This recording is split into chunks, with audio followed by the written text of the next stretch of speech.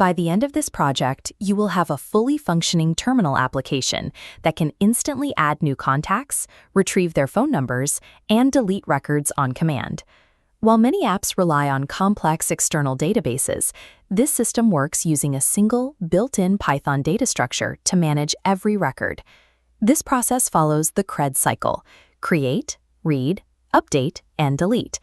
These 4 operations are the standard logic used to handle data in almost all software applications.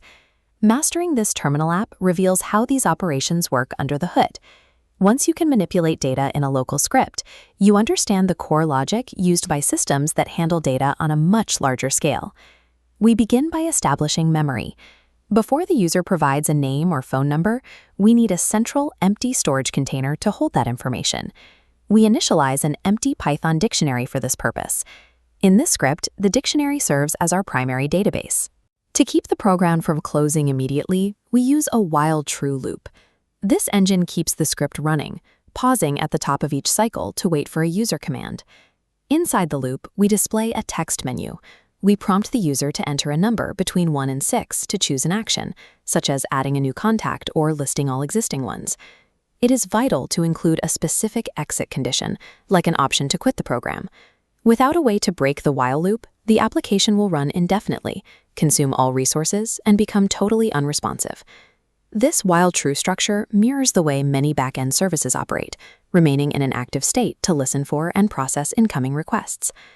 To build the add feature, we capture 2 sequential inputs from the user, the name of the contact and their corresponding phone number. Python stores these 2 inputs as a key value pair within the dictionary. This links the name directly to the number, allowing for quick retrieval later. When we want to see our contacts, we implement the display feature. This requires the system to iterate through the dictionary and read every stored record back to the user. We use the .items method to handle this. It allows the loop to unpack each entry, separating the key from the value so the program can print them both clearly in the terminal. Adding and displaying data are essentially ways of changing or viewing the current state of the dictionary. The interface the user sees is simply a window into that organized data. To remove data, we use the Python del command. This allows the user to selectively purge specific records they no longer need. The deletion mechanism targets the unique dictionary key. By providing the exact name, the program can locate and remove the specific entry associated with it. If the program tries to delete a name that isn't in the dictionary, Python will trigger a key error and the script will crash. This makes exact string matching and case sensitivity essential. The user's input must match the stored key perfectly for the deletion to succeed. Requiring a precise match for a key before deletion ensures that the program only removes the intended data. Establishing these strict addressing protocols is a standard habit for maintaining data integrity in any system. With all the components built, execute the script from start to finish to verify that every feature works as intended. You can now observe the full cycle, adding multiple names, displaying the updated list, and removing records without any errors.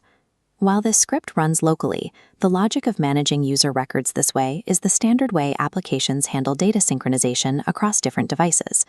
To complete the full CRUD cycle, try adding an update feature on your own. This will allow you to modify an existing phone number without deleting the contact first. Mastering how a dictionary stores and retrieves information is a foundational skill for any developer. These mechanics are the building blocks you will use to design and manage larger software.